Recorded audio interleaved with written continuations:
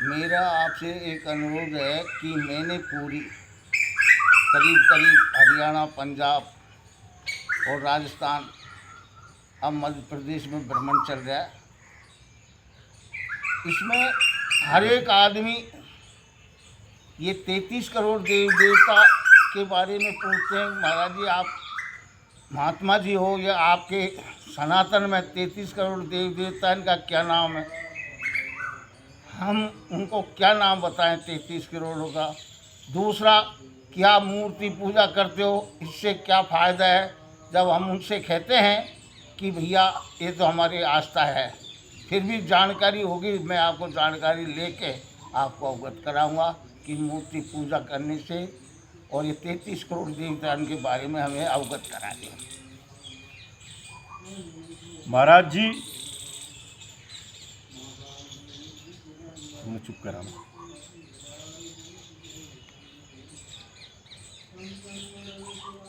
दोबारा करना पड़ेगा। आदमी जानबूझ करके करता है, उस समय एक एक प्रश्न करो। पहला एक प्रश्न, फिर बीच में जब उसका उत्तर हो जाता है फिर वो पहले उसे ही बोल लेंगे ना। होगा तो भी 1 घंटा पर चलेगा। गलत आ गया ना, इसमें तो वो आवाज़ भी कैच हो जाएगी। तब वापस चलो कुछ चालू बोलो, कट जाएगा।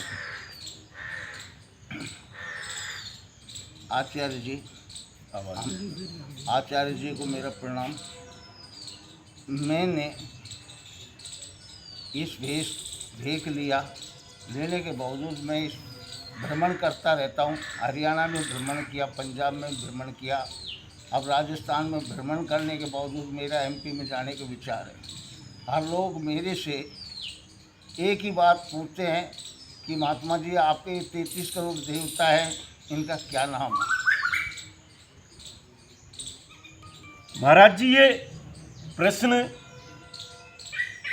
मुसलमानों में भी डॉक्टर जाकिर नाइक अपनी तरफ से वो बताते रहते हैं, जो नितांत मिथ्या, गलत एवं झूठ है। वो कहते हैं कि खुदा भी, सूरज भी खुदा, चंद्रमा भी खुदा, पृथ्वी भी खुदा। ऐसा कुछ नहीं है। हम 33 करोड़ देवी देवता जो मानते हैं, मैं पहले भी इस बारे में बता चुका हूं। इस ब्रह्मांड में, इस सृष्टि में, इस कायनात में सूर्य, चंद्रमा, प्रकृति के अंदर जितने भी पेड़ पौधे, जितनी भी नदियां, जितने पहाड़, यानी जिन सब से हमारा शरीर पुष्ट होता है, आगे बढ़ता है, जीने की प्रेरणा मिलती है, उन सबको हम देवी देवता कहते हैं। ईश्वर तो हम एक मानते हो, परम पिता परमेश्वर जो निराकार है और जो सबका पालक है। अन्य धर्मों में ऐसा नहीं है। उनमें उनका खुदा उनका ही पालना करेगा, अन्य का नहीं। अपने में जो परम पिता परमेश्वर है, वो एक चींटी का भी ध्यान रखता है। वो पालने वाला है, किसी को मारने वाला नहीं है। और जिनके भी देवी देवता, जिनके भी खुदा, जिनके भी ईश्वर मारने की इजाजत अगर देते हैं, तो किस तरह से ईश्वर हैं, परम पिता परमेश्वर हैं, ये उनको स्वयं को सोचना चाहिए। हमारे में तो हमने बता दिया, पीपल के पेड़ की भी हम पूजा करते हैं, बड़ की भी, यानी जितने भी सृष्टि में जिनसे हमारा शरीर पुष्ट होता है, आगे बढ़ता है, बार बार एक ही बात है, उन सब का हमने एहसान माना है और उन्हें हम देवी देवता का रूप देते हैं। अब ये आगे बढ़ते बढ़ते इस तरह का चरित्र आ गया कि हमने उन लोगों के फ़ोटो बनाना चालू कर दिया और फोटोओं की पूजा करना चालू कर दिया। ये थोड़ा आगे बढ़ के अंधविश्वास की ओर चला जाता है। बाकी प्रकृति की पूजा करना, ये हमारे वेद भी इजाज़त देते हैं, उपनिषदों में भी मिलता है। दूसरा प्रश्न आपका, हमारा इसमें तो यही है, एक हमारा परमपिता परमेश्वर तो एक है जो सबका है। सबका ईश्वर अलग अलग नहीं हो सकता। अलग अलग होने पर तो इस सृष्टि में सबकी अलग अलग वो हो जाएगी कि कोई कहेगा मैं आज पानी बरसाऊंगा, कोई कहेगा कि कल बरसाऊंगा, तो इससे वेमनस्यता का भाव उनमें ही आ जाएगा। परमपिता परमेश्वर तो सबका एक है, इस ब्रह्मांड का पूरे को चलाने वाला, इस कायनात में, इस ब्रह्मांड में, सृष्टि में जितनी भी पृथ्वियाँ हैं, जिन पे जितने जीव जंतु हैं, उन सब का हमारा भी एक ही ईश्वर है। और इस ब्रह्मांड में न जाने कितनी पृथ्वियाँ, महाराज कोई गिनती नहीं है।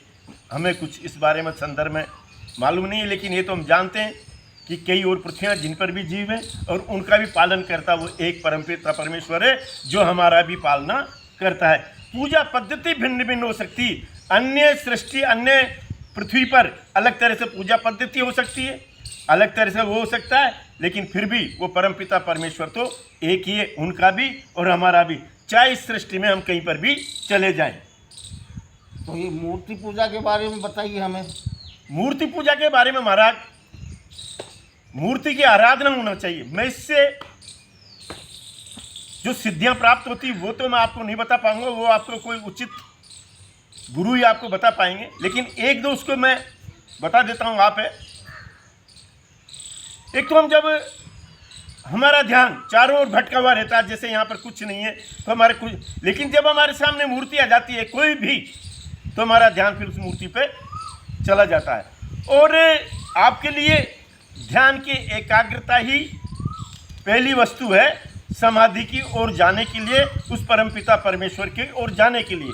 तो वो हमें मंदिरों से और मूर्ति के यहाँ से वो चीज़, वो हमारा वो दृष्टिकोण निकलता है और हमारी वो अवस्था परिपक्व होती है।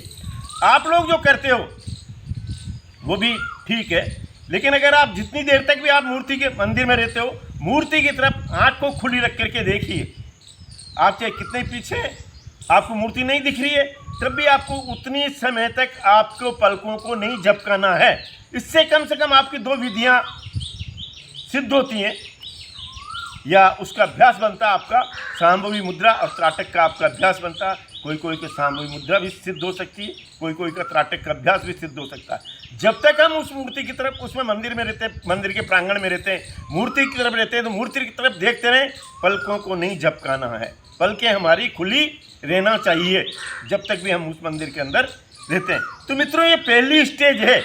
धीरे धीरे करते करते आप पॉइंटेड होते चले जाएंगे और इस बिंदु पर आ जाएंगे, फिर उसमें भी पॉइंटेड हो जाएंगे आप, फिर एक रोशनी की तरफ रह जाएंगे। और फिर उसके बाद में आगे का रास्ता, तो जब आपको कोई योग्य गुरु मिलेगा या आप हमारे से कभी पूछेंगे